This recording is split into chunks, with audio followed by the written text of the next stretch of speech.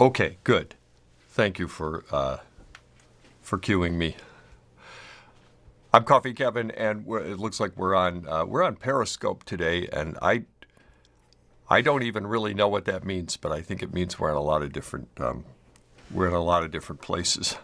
We're going to. This is a problem with drinking coffee like this. It's too grainy, so you need to put water in it, and then you want to take the grounds out. In fact, they've invented something just for that. It's a coffee maker, and we have one today. We have the Brim, which I've used before, and I'm going to use it for Thanksgiving, which is 2 days from today. It's Thursday. It's always on a Thursday for some reason, and I wanted to talk about what I'm going to some trouble because Thanksgiving is not only a day to be thankful, it's a day to really have a feast if you can arrange it, and we try to arrange it, and we are hosting this year, and I've been playing with different coffees. I'm not sure yet I haven't really finalized which coffee I'm going to use, but I think I've got it down to, well, no, I don't. I'll try one today that I really like. It's called Jim's. I don't know anything about Jim's. I don't believe I've ever met Jim. That's kind of hard to believe, isn't it? But it's true. Massachusetts. He's in where? Wareham, Mass. Am I correct in pronouncing it that? West Wareham, Mass. And I actually heard a Whole Foods employee once kind of telling me that, grumbling a little, that Jim apparently had some, what was he, a former Allegro roaster or something, and that he had, gone off and done his own thing, and he had some sort of real deep connection at Whole Foods, so they carried his coffee. I did not get this at Whole Foods, however, and but I was it was one of those cases where I really didn't have a real positive intro. But I've tried it and I really like the coffee. However, I've tried two different coffees now of his, and I've tried a JoJo's Java, and apparently I assume it's named for his wife, and because it's dedicated to her, and yeah, I really like this one. I tried his Colombian Santa Marta Monsiera, and the coffee is fine, but I think he roasts it a little more than I like. And let me show you that. Let me show you. Well, first of all, let me show you JoJo's. This is all stuff that I pain about before I make a coffee. And I think that Michael rehearsed me where I should put the coffee in order to show it to you. And is that right, Michael? You want it here? Okay, I just moved it out from we have to get this down a little bit. Okay, there we are. And, it looks, this is JoJo's, and I really like this roast. He says it's light to medium. I assume that means it's a blend of a light and medium coffee. For all I know, the medium in it is the Colombian, but I really like this one. This has got a real nice flavor to it. What I would consider a New England roast, actually, which is to say a light roast. These all get into opinion too, but when I think of a New England roast, I think of a light roast that's still got a little bit of, just a slight bit of caramel in it, but nothing too much. And then I'm going to pull this out. Michael, I'm going to take this out of the shot for a second. So go back. Thank you. All right. And then I'll pour the other one in here and show you what this one is. And this surprised me because of, I guess, the New England roaster thing. This is the this is the Colombian. And if you go to that, yeah. Oh, that's right here. Look at that. That's you start to see some shine on there, and that means it's darker roasted. And in my opinion, this is certainly not dark roasted by Pete's or Northwest standards, Pete's, Starbucks, but it is. It's a little darker roasted than I like my Colombians. I tend to like Colombian coffee. I feel Colombian coffee has just a wonderful fruitiness that just comes forth the best in slightly lighter roasting. Now, this is just opinion, and you may try them, and I urge you to, but try them and see what you think. I mean, certainly I could see. You know what I thought of Simply Press? I thought of using this in a French press. Be a great winter afternoon coffee. But for my Thanksgiving coffee, I'm going to probably use something a little lighter. And I think so. I don't know. I haven't, again, when you show up for Thanksgiving, you may be surprised. I may completely change horses. I do that all the time. But right now, I would say I'm going to try something a little on the lighter side. And by lighter, I don't mean lighter in flavor. Oh, this is the one thing I always worry about. Will I pour the beans back into the right bag? Or will I forever throw myself off? So here is, I've already done some things. One of the things that we have to consider, too, when we're, for Thanksgiving, and I was going to mention the lightness of the roast. A New England roast is usually not as light as I would consider a light so-called third wave roast. Third wave roasts got so into light roasts that sometimes they're even lighter than the New England roast, which used to be traditionally was the lightest roast. Now that I've got that factoid out of the way, let me talk about brewing for larger groups of people. We've gotten really adept at brewing for a couple of people, or in my case here right now, 3 people. 4 people. That's kind of what I'm used to for the most part. I a lot of times have another 2 people over for coffee, and Pat will be there and I'll be there. But I don't brew bigger batches than that very often, any more than I personally brew single cups very often. So kind of gets into things for holidays and I fairly larger groups than that, I've got to figure out a way to give everyone a taste. And I end up brewing multiple times anyway, because I'm not going to get into food service style like gallon brewing. But a liter doesn't quite do it. A liter is not, and that's the liter is what the specialty coffee industry standards are built around. They're all designed for 1 liter, and believe me, all the manufacturers know it, and the Brim Coffee Maker handily meets those standards, but it's for 1 liter. And why would that matter? Because Optimum is where they mark the, can we get I don't know if it's possible to even see that from there. How about that, Mike? Which one do you want to show it? Show what I'm talking about. Just show this gauge right here. Is it possible to go in on that, or? Okay, I'll give you should I be this way? I should be this way, yeah. And then go in right in this part here is what I'm talking about. And if you could zoom in on that, I would really appreciate that. There we go. Oh, you got it. Fantastic. Man, that looks great. And then pretend it's on a turntable. There we go. Beautiful. That's exactly what I wanted to show.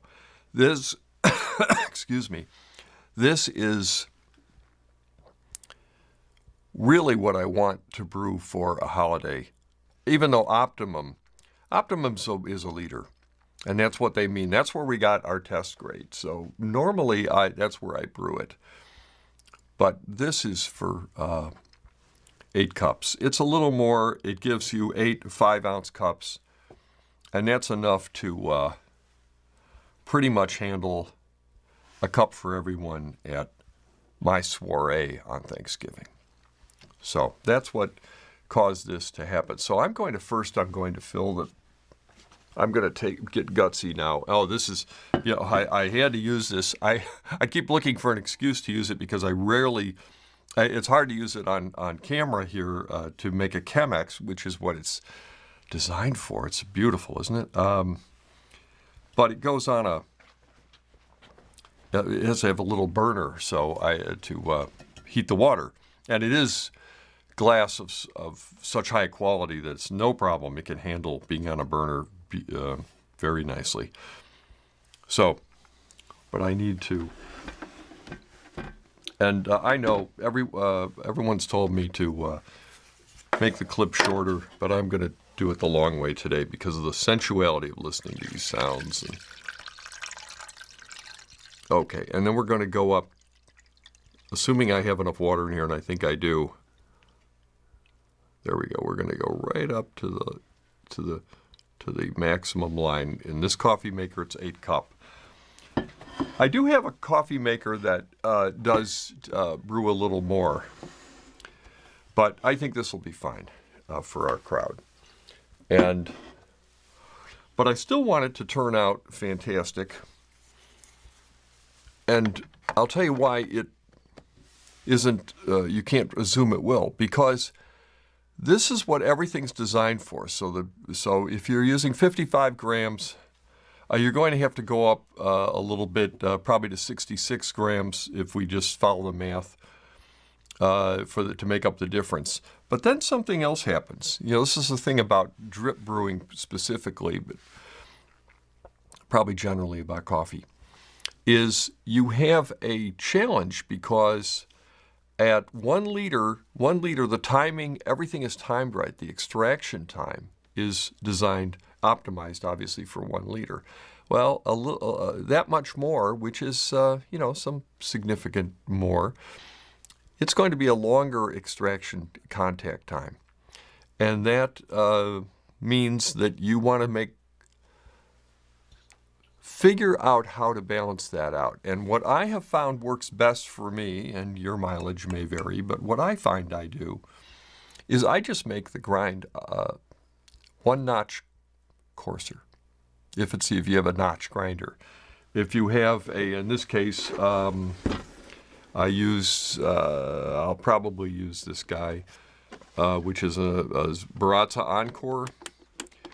And the Encore has fairly coarse settings. In fact, that's its really limitation. Otherwise, as far as I know, and feel free to correct me in the comments below if anybody knows better, including someone from Baratza.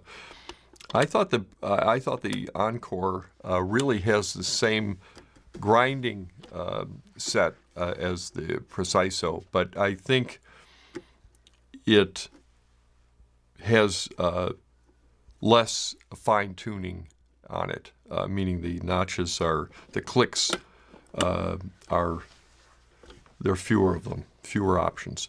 So assuming that's correct, I think moving a notch, I go a notch coarser. What does that do? It means less surface area and, frankly, a little bit faster drip, and therefore contact time is reduced. So in that regard, I think that's a good way to handle it. And it's, if you forget to do that, you may not notice any difference, frankly, but we're kind of about, let's start and try to be the most precise, and then we'll live with the results, okay? Just like I do so many things in life. And so let's get this going here, because it is going to take a little longer to brew with this. Here's my Melita filters, and but you can use any. Brim sent me some filters, but I used the coffee maker. I liked it so much I used them up really quickly. I don't know if Brim really truly markets their own coffee filters, or if they just get some that... but I find the Melita filters work really well too. So, all right, and then we put this in here.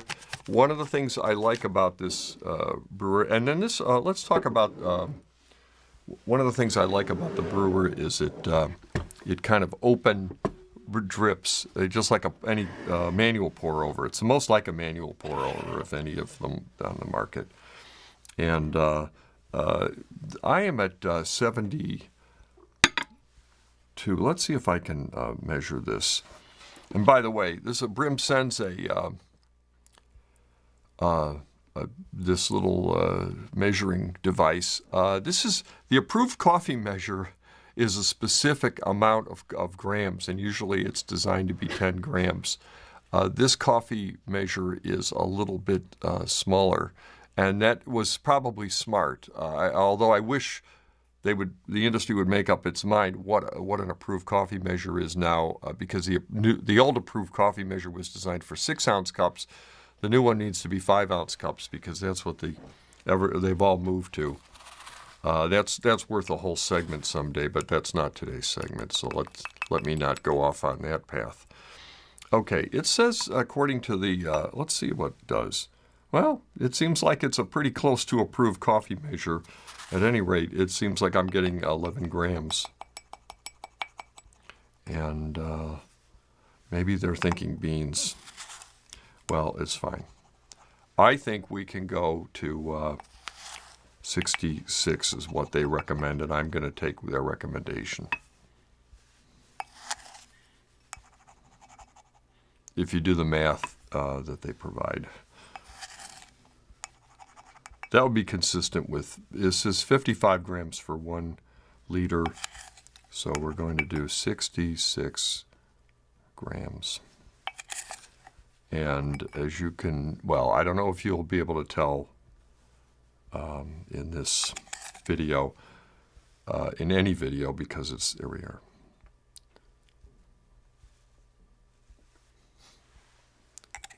There we are, 66. So this is 66 grams, and we're going to pour it in there. And again, I only shake it down. And are we, how's that? No. Tell me which camera. Okay, and then what I'll do is I'll make it happen here. Is that a pretty good shot for you? There we go. Can you zoom in? Zoom in a lot, because the thing is that I just want to show people how coarse it is. I think they have a pretty good reference. But see, I don't grind ultra fine.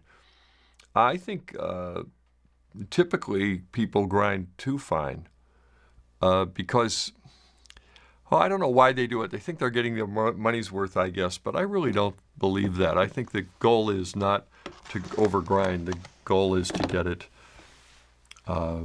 to not prolong, not overgrind, because you can get bitterness and you can get, it's too strong. You may think you're getting economy, but you're trying to make, it's a recipe. You know, in every regard, you know, when next time you're making cookie batter, you know, be sure to double up on the milk, because you can make cookies that are, you can make more cookies. You'll get a bigger batter, right? More flour, but you won't get as much flavor. So in coffee, the most important thing is to try to establish, measure. Measure twice, cut once, but measure and definitely keep track, you know, of what your results are. Okay, let's press the button and see. I could time this, but I'm pretty sure it will be around, it'll be 6 minutes or less.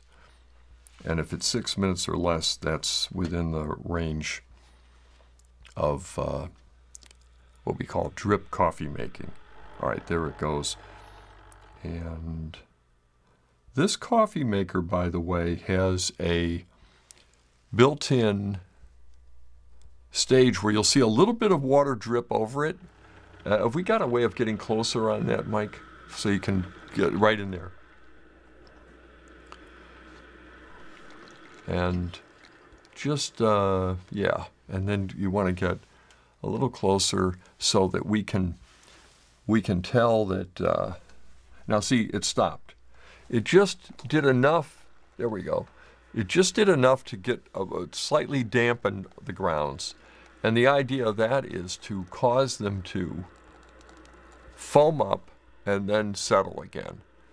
It's a tiny thing, and it takes about 15 seconds, but it gives you a better extraction. It's pretty measurable in tests I've seen where there's a way to measure it. It does help, and it really mimics the hand pouring. As far as I know, the first ever coffee maker to have this feature was an automated Chemex coffee maker in the 1970s. All right, and it's foaming up, which is a good sign. It means it's considering I bought this at a mass retailer, it shows that it will, it's fresh. And all I have to do now is keep it fresh, and for that I have a coffee freshness system. But we are, now we're about a minute in, and we'll see how this turns out. But it should be a really nice extraction, and this should give you a full batch. And I'm familiar enough with this coffee now that I've made a number of batches of it that I think I'll be able to tell pretty well if it falls in the range of what I want to serve on Thanksgiving, and that is a nice, flavorful cup of coffee that is, frankly, inoffensive. I don't want to go, too wacky in any direction taste-wise. I just want people to get a really nice cup of coffee, and it isn't that always the goal, but for the holiday, I'm going to have some people that don't drink coffee all the time. That's always a risk, and they may they'll want coffee that is, I guess we'll call it safe, not too strong, not too. Certainly, I find myself incapable of brewing or serving weak coffee, but this coffee should be pretty safe. And I think the blend, one thing about blends that I think are great. And a lost art in some ways, although not completely lost, because I think Jim does a good job.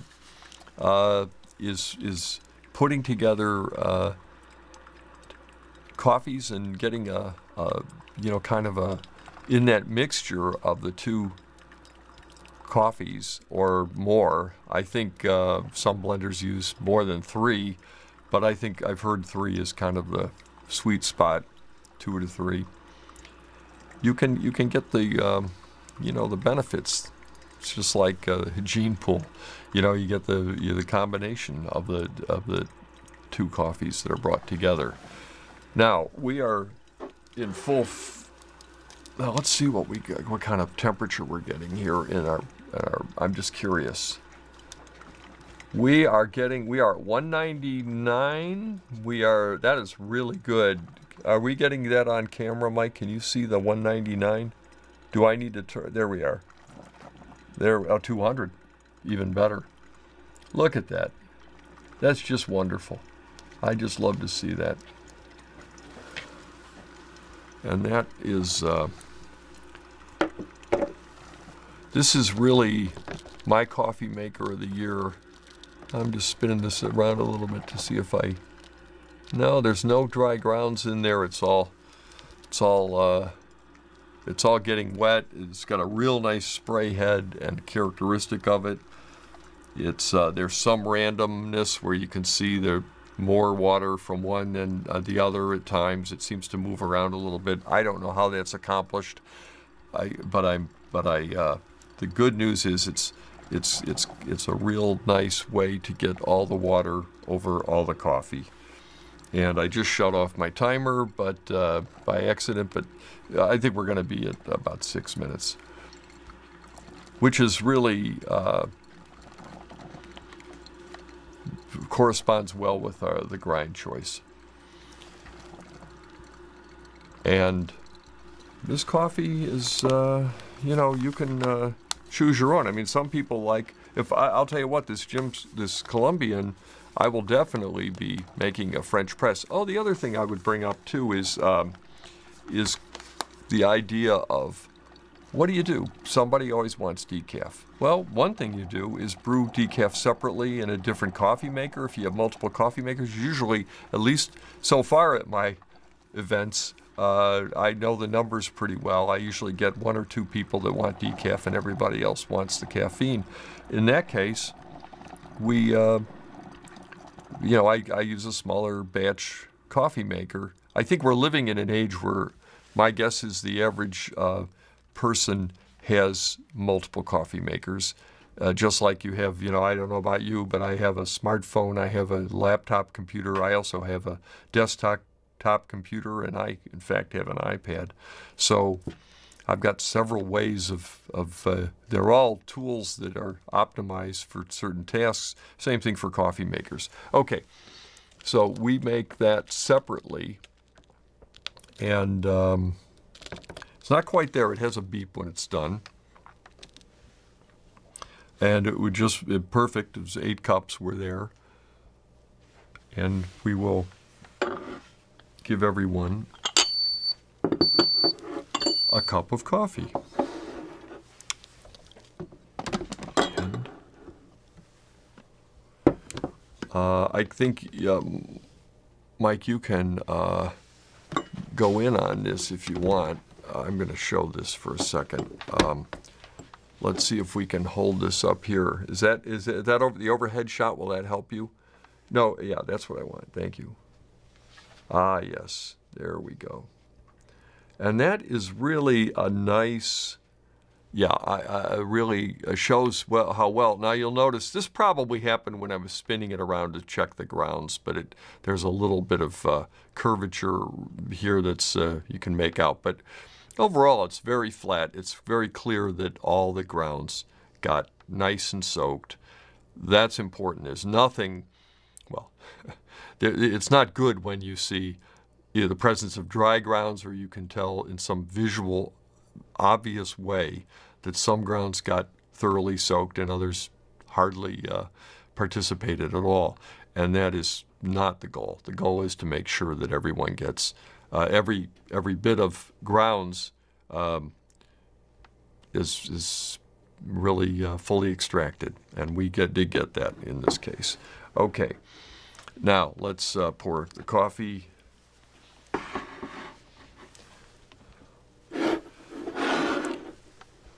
If anyone heard I was on WBEZ radio the other day, and I mentioned CoffeeCon, and I did say that we thought we had a announcement to make soon. I am still looking at. I want to wait to make that official announcement here, and because we're going to start, I think, selling tickets pretty quickly too for next year. But I'm not quite ready to do it yet. So the suspense is going to last over the holiday, at least the Thanksgiving holiday. All right, this one I will pour Michael's first, because I saw him eyeing this coffee. He was enjoying the aroma of the beans before we ground them, and I want to make sure that he knows that he's covered. And there's Patricia's, and last is mine. Okay. There we go. And this is, it's a little bit more, but let me do the important taste test.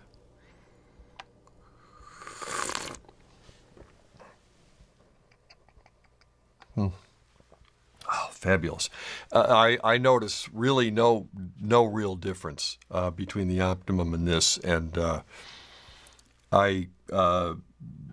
while hardly scientific, it'll be fine. And this tastes great. And this is a brewer is a great match for this coffee. By the way, I mean, I just, for whatever reason, I have some coffees that I just think they do better in different coffee makers. This coffee maker this coffee certainly suits this coffee maker. And it's a little hot for me right now, to be honest, to take a nice, healthy gulp. But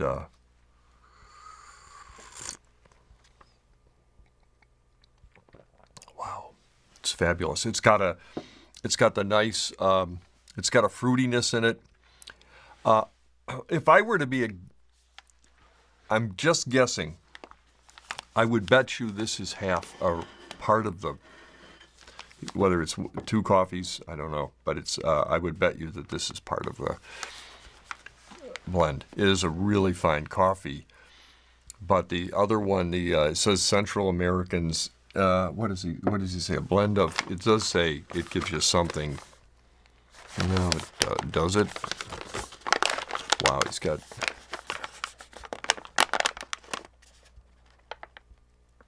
huh. I thought I saw something here. I thought it said something about, no, I don't know. I thought it said something that indicated it was South American or Central American blend. It doesn't. Okay, well, I'm wrong. I see so many bags of coffee. Oh, it does say medium light. So that tells me, I know it's a little bit overblown here. There we go. But I think that indicates probably 2 coffees, but not necessarily. Maybe he doesn't. He doesn't get too precise on the label, and that's smart because really, most roasters use blends to give themselves some options. And it makes sense. It's part of the way they achieve consistency. A classic example of that in the U.S. certainly is Dunkin' Donuts. They have, I think they're pretty good at maintaining a signature taste, as they call it, and throughout the year and throughout over years. So, okay, fantastic. I want everyone to please have a very joyous and wonderful holiday with your friends and family. And we will be back after the holiday. But I really enjoy doing these. I enjoy talking about coffee, and I enjoy Coffee Con. And this coffee maker is, again, this is, I don't know if we'll do some special award. We're still working on the review. I keep doing drafts, but we'll publish. Count on that. And I'm Coffee Kevin, and we'll see you soon.